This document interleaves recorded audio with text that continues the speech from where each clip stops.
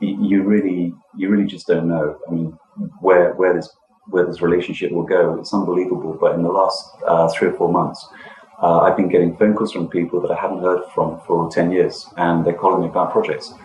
Episode 120. This is The Business of Architecture.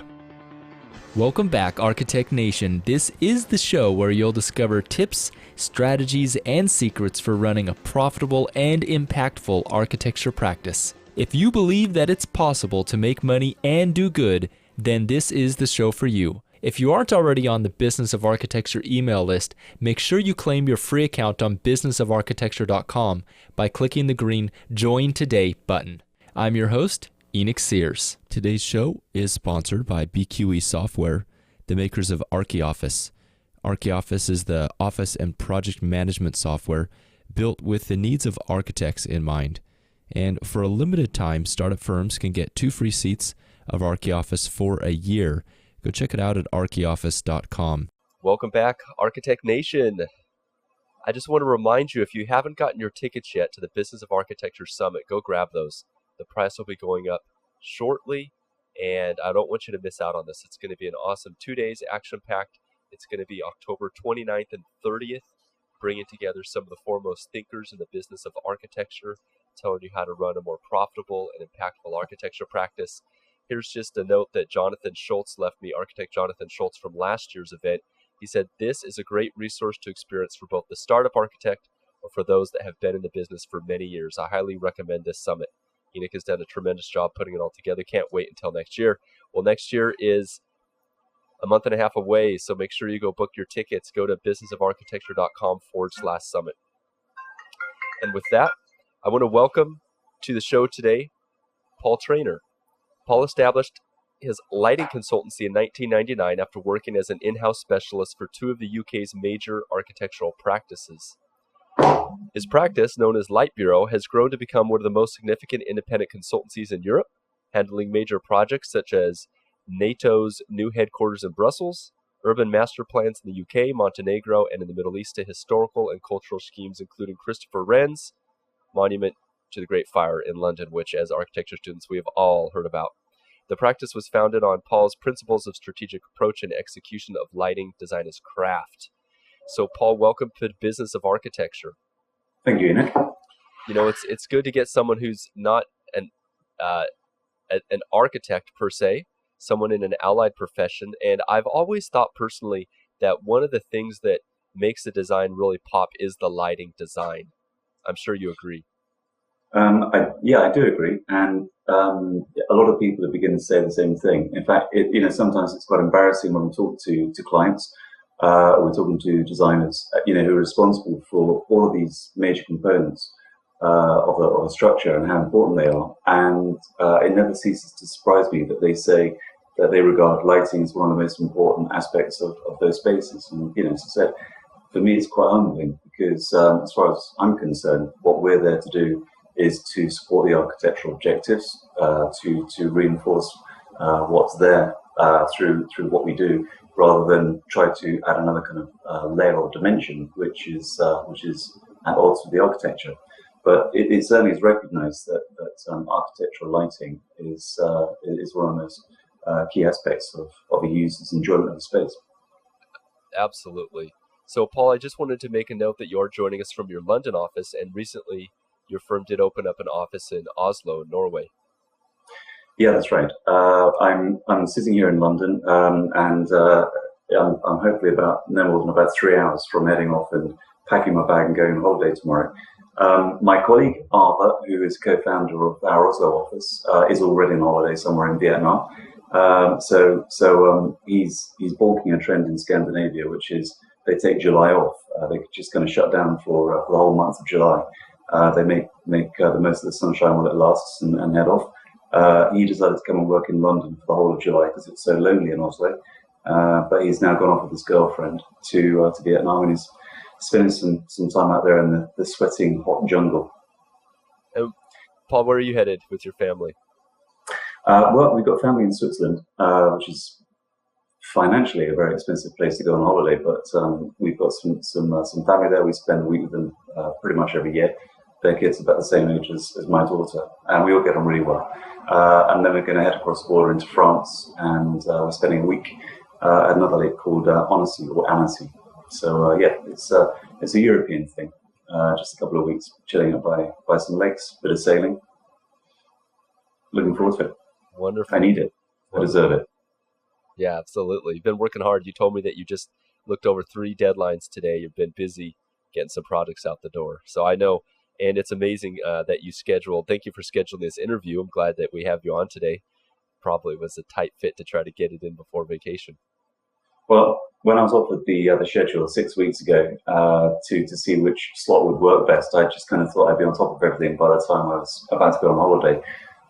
Because 6 weeks ago I didn't know about at least 2 of those deadlines. But it's okay. I've got a very capable office out there, and no one's breaking into a sweat.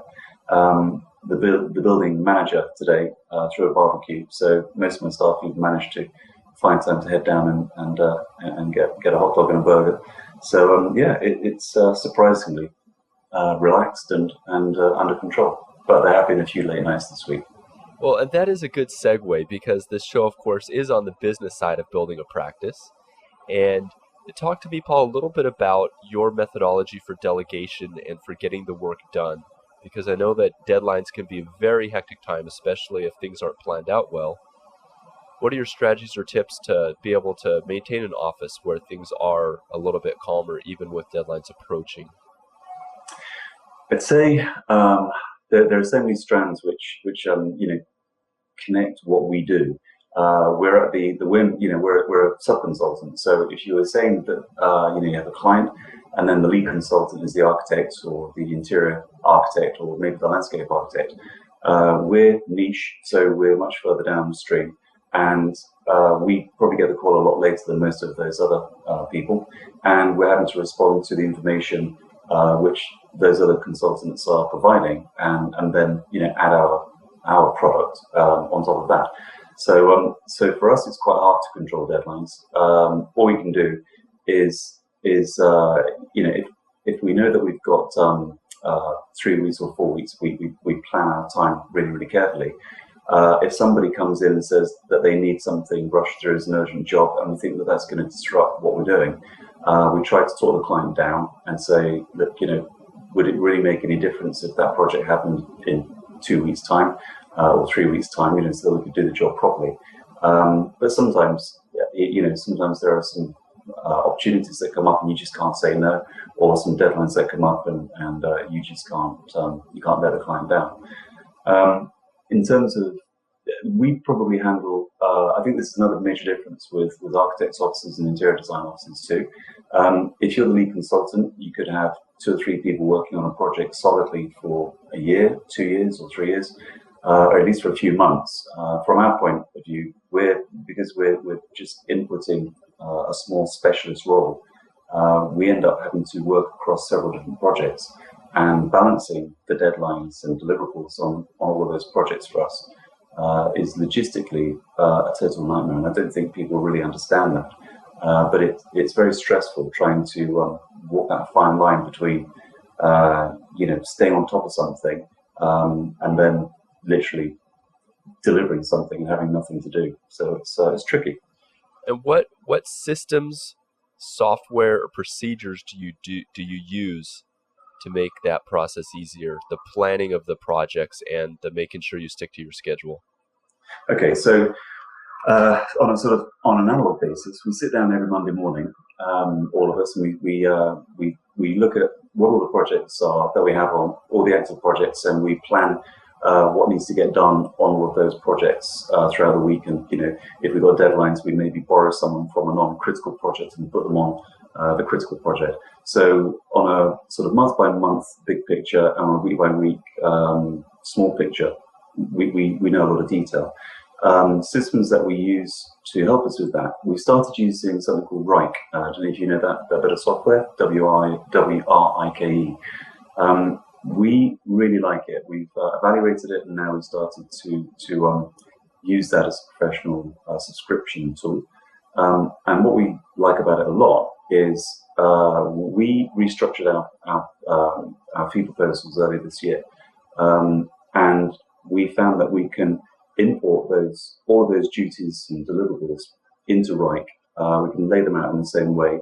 Then we can assign those tasks to the project manager, and then the project manager can invite subordinates and assistants to work on certain aspects of the project. They can in turn feed into the process.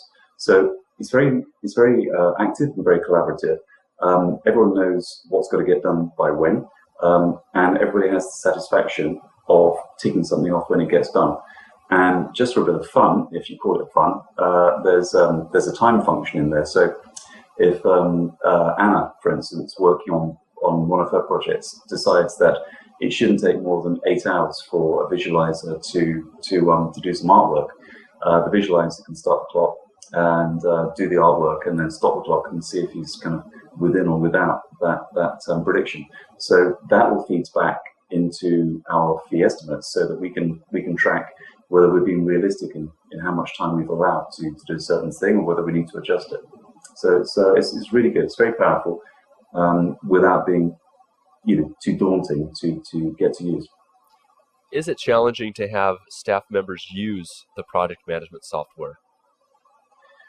No, I mean, I've got this great position where I'm not sat there saying, look, I found this tool, I want you all to use it, and then they're sitting there saying, oh Jesus, you're giving us something else to learn. It's a burden. We don't want to learn something else. We just need to get on with the work. I got called into my office a few weeks ago, and my management team, 3 key people, they had just gone off, researched what would be a good tool, found Rike, and then they told me about it and said, we want to give this a go. So I said, yeah, all right. So I'm the late adopter amongst all of that. It's not a challenge to get people to use those tools, because they found them, they like them.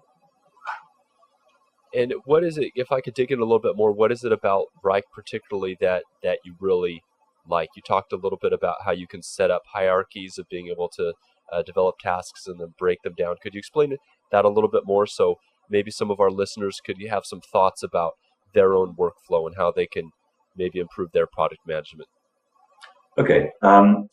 I mean, a lot of the tools are developed. A lot of these similar tools, I think, are developed, and you have to work quite hard to populate them in a way that is useful to how you do things. I mentioned earlier how we do fee proposals. I've been working on fee proposals for 17 years. Since I've run my own practice, and I don't think anybody who does fee proposals thinks it's fun. Sitting there slaving over a hot spreadsheet. We also know that every client has got a different idea of what is concept design and what is schematic design and what is detail design. We've got our own idea. Clients' expectations are different. So we decided to, instead of doing this thing where we get an inquiry and I say, well, it's a big commercial headquarters project, it's a bit like that one, so I'll use that one as a basis for this next fee proposal, and then adapt it.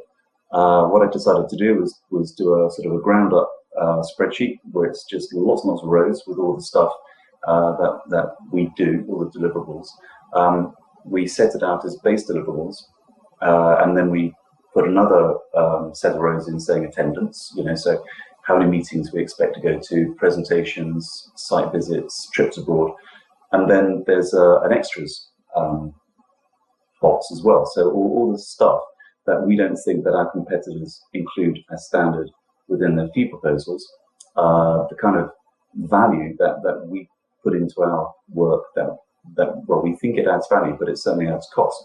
And we find that we're constantly being told that we're more expensive, and we feel that isn't because we're slower or less efficient or our hourly rates are higher. We feel that is probably because we're allowing more time to do the work properly and allowing more meetings and allowing more work and documentation.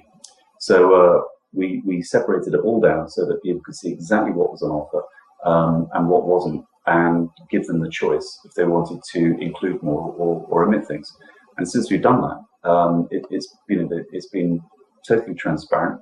Clients really understand it, and it's given us a great framework to set up our Rike system so that all of those deliverables are in there, and we literally just go through it like a list. Okay, we've done the stage C report, next one, and so on. How does that conversation go with the client when they tell you that you're higher than your competitors? Well, that happens a lot more than you think. I think it happens a lot. It happens in Yeah, our well, with industry us too. it happens all the time, and it's not something I'm proud of. I'm not sitting there saying, "Well, we're more expensive than other people, therefore we must be better." We just think that our competitors are that they're breaking their necks to win a project at any cost sometimes, and they're not allowing the right amount of work to do the job properly, and that leads to all kinds of problems later on. Clients develop an antipathy for lighting designers. They feel that they're let down by lighting designers, or that lighting designers just can't be trusted. They can't do their job. Clients become disappointed, and all of the other stakeholders and consultants, feel that it wasn't worth engaging a lighting designer. So I think, for our reputation as a profession, it's hugely damaging. We try to explain when we're bidding on projects, we try to explain that our fee scales are very similar to other people's, and therefore we're just allowing for more time. And maybe they should review more carefully what the competitors' fee proposals are offering, and just see whether we are in fact playing on a level pitch. Because by and large, we're tending to find that ours is more comprehensive. We just won a project this week, which is quite a significant project. It's a headquarters project for a big law firm here. And we were told this week that we got it. We got written confirmation today, so that's fantastic.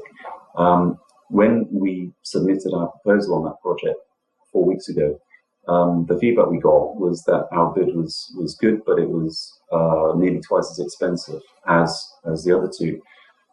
They interviewed the other candidate, who put in what they, in brackets, called a very attractive commercial offer. And they interviewed them, and when they sort of dug down into what was included, they were disappointed. They didn't think that was a realistic scope of works. So they called us in, and we interviewed, and they're very happy with it. And we've done a little bit of horse trading, but only a little bit, really, to get it down to something that they're happy with. Excellent. So you talk about really digging into the proposals, encouraging the client to compare apples to apples, as we might say. Yeah. So every line of what is on there, there's a cost. There's a line cost against every single deliverable on what we do, or it will say included, or it will be struck out, or it will say excluded. It's clear. They can't come back and say, well, we thought that you were going to do the emergency lighting, because it's quite clear in there that it says emergency lighting excluded. Paul, I have a question for you, and answer it and take it how you'd like. Do you feel like you are a lighting designer running a practice, or do you feel like you're a business owner running a lighting design firm? That's a really good question. I think over the last 17 years nearly, I've done both. And right now, I'm a lighting designer running a practice. I got into a pretty awful situation, I'd say, when the office was at its biggest. We had about 16 people here in London.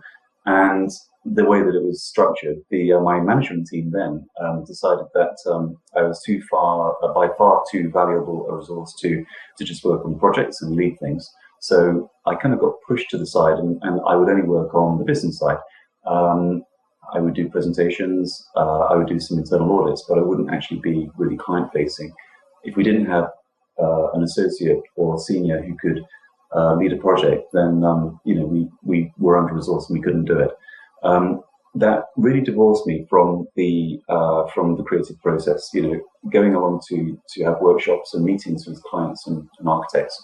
That great sort of live forum that you have to collaborate on something over a table and come up with some ideas and get inspired.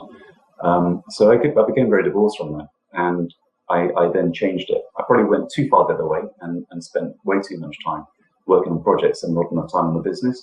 But I think now I've got a good balance. I know that I need to not be at meetings all the time. I need to spend some time here working with designers. But about half client-facing and going to meetings, and half internal, working with designers. Seems to be a good balance to me. Okay, so you've been in business for yourself for about 17 years. Let's talk about the Great Recession, or whatever people call it nowadays, that financial crisis that we hit about, it's 2008, 2000, late 2007. How did that affect your firm, and what did you see happening during those early days from your perspective? I'd say, well, I set up in 2009. In 1999, and then I was probably the office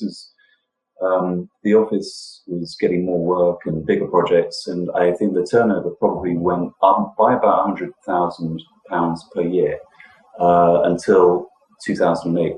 2007, 2008 was definitely the zenith of Light Bureau's income and turnover. Looking back, I would say that it wasn't necessarily under great control. Some of those projects were not being managed as carefully as we would have liked, but we had a lot of work, and we were just trying to keep up with that. I was invited to a business conference, courtesy of my bank, ironically. So I sat there in this room, October 2008, and we weren't seeing any kind of downturn at that time. We were having a great year, but I sensed that other people were not quite so happy. So I went back and I had conversations with people internally. They were saying, well, maybe it's not going to be that bad. I'd say in 2009, work kind of fell off a cliff. I was going from going to meetings all the time, taking briefs, getting inquiries, doing loads and loads of fee proposals, winning a lot of work. 2009, it just stopped. The good thing was that by the end of 2008, we had secured quite a lot of large projects. Very few of those got stopped. By the time the end of 2007, 2008 was happening, we started to do a lot more work internationally in countries where they were developing their infrastructure. So they didn't have hotels and they didn't have any urban planning. They hadn't developed cities or suburbs, and they were still going to do that, even though there was a downturn. They were just going to do it more slowly. So, as I said, at the beginning of 2009, we had a lot of large projects, including Porto Montenegro, which is this master plan for this luxury yacht harbour in the Balkans, which is a fantastic job, and we're still working on to this day. Income certainly went down. I'd say that we saw a 40% reduction in turnover, which is awful. We struggled, but decided we wanted to keep everyone busy, and so we took jobs on. What new work we could get, we were taking on at pretty low margins, but we managed to keep people on who wanted to stay. And 2010, amazingly, was a good turnaround. It was a nice turnaround in that we started getting more work. It was a bit fresher. Things are looking up. So when Apple brought out the new iPad, I bought one for all the staff in the office, and we had, I think, 10 people working in the office. And one Monday morning, before our Monday morning meeting, we just handed around an iPad to everyone, and everybody was absolutely thrilled, because it's nice to get a present like that. And it was a thank you for putting up with some pretty stagnant times during 2009. 2011 was really good. The work was again very solid. There didn't seem to be lots of lulls. It was pretty steady. The work was increasing, but we at the same time suffered a lot of disruption. Up until 2010, 2011, for 10 years, we'd had almost no turnover of staff. It was, we'd just take people on, and then they would stay, and they would take other people on. In 2011, I think because things had been stagnant and stressful during the really bad 2 years, we had a lot of people move on, and so it was incredibly disruptive. And then, well, let's just gloss over 2012, 2013, and to an extent 2014 were I would say quite polarized. We had great highs, great results in winning new projects, and then all of a sudden nothing would happen for 3 months. So it's been strange. 2015, on the other hand, has built really well. I'd say that 2015 has a very different complexion. I feel very positive about it, and I think that this is a pivotal year from our point of view as a practice, coming out of that really strange time. I sure hope so anyway. As your business has grown, have there been any tell me about the pivotal times, things you've implemented, things you've changed about the business? I know recently you did a rebranding. We can talk a little bit about that. But, as you look back over these past 17 years, can you identify certain benchmarks like, okay, we've hired our first staff members, or we did this rebranding, or actual different things you did to the business that really you felt made an impact? Well, first of all, as I said, we do a lot of work on headquarters type projects, and NATO was certainly the biggest one that we took on in 2006. I look at offices, and I can plan offices really well, but I don't really understand what people do in offices. I watch TV programs where people have office jobs, and they just seem really intangible to me. But I did work in quite a big architects firm. Runjum, RMJN, was quite a big company with several offices. And then Orchid was a really big office with several offices. And we had interior designers, landscape architects, engineers, structural engineers, graphic designers, you name it. It was a one-stop shop. And I went from a big engine room like that with a structure where people had quality assurance, and we had quality assurance specialists who, told us how things should be structured and how things should get done. It was great, having that kind of rigor of a big company was really great. My next step out of a big office was going to work for a small office of maybe half a dozen people, and that was quite a change, because there's a much more intimate kind of feel to working in a small office like that. My next move, I liked it there. I went because they offered me a car, a title, and the cash, and nobody else was offering me anything like a career path, whereas the company that I went to work for were really open. But within a few months, I didn't feel that that was really challenging me, and I didn't think I was developing. I didn't feel like I was getting any external support, and I was doing all the work on my own anyway, which is what I was doing as a specialist, as a sole specialist at those bigger architects companies. So, having gone to work for a small practice, I thought, well, I can't go and work for another small practice. I may as well just set up on my own. I did what my brother-in-law, who was a chartered surveyor, did. He started his business a week after me in February 1999, and he said, "You've got to do a business plan. Fail to plan to fail, etc., etc." So I thought, well, I'll do a business plan. I borrowed the office laptop, and at the time people didn't have laptops. It was like one really massive, expensive laptop that the office shared. So I took it home. I wrote my business plan on that. It crashed. Somewhere on the system, my business plan was saved. Bless you. Somewhere on that laptop, my business plan was still sitting there. So I resigned from the company that I was working for, but they didn't really know what my plans were until the IT specialist recovered the data from that laptop. And then, unfortunately, I probably was talking about them as competition and doing little things about what I plan to do. And it's not like I was even going to take that to a bank and try and raise finance. I just thought, I'll do it because someone in a more grown-up job than me thinks it's a good idea. Anyway, when they found it, I think it's fair to say that they were crestfallen, and all cordial relationships ceased. And I left abruptly one Friday afternoon, February the 22nd. Just went back to the office between meetings, and they said, let's say that this is your last day. And I went on to a meeting, and I thought, well, this is it. I'm self-employed. By the end of that afternoon, I had my first employee, not by design, but by accident, because I mentioned one of the guys who was working in that office who would help me do drawings and visualizations. And so when they challenged him, I think he told them to get lost, or words to that effect. And so they said, well, you're either going to stay here, or you're going to and renounce any kind of allegiance with Traynor, or you're going to go today.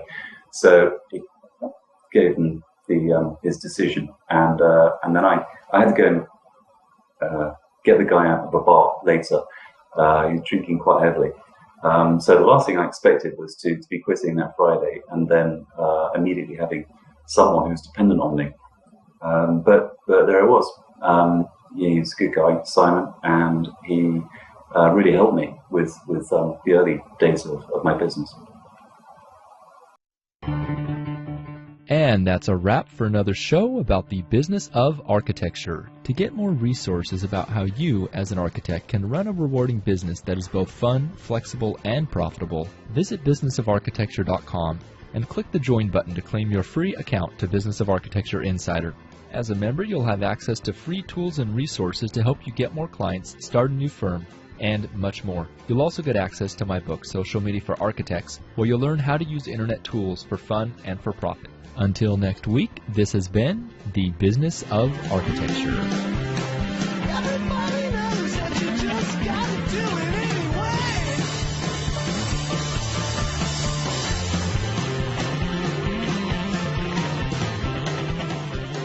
The views expressed on the show by my guests do not represent those of the host, and I make no representation, promise, guarantee, pledge, warranty, contract, bond, or commitment except to help you conquer the world. Bump music credit to Ben Folds 5, Do It Anyway.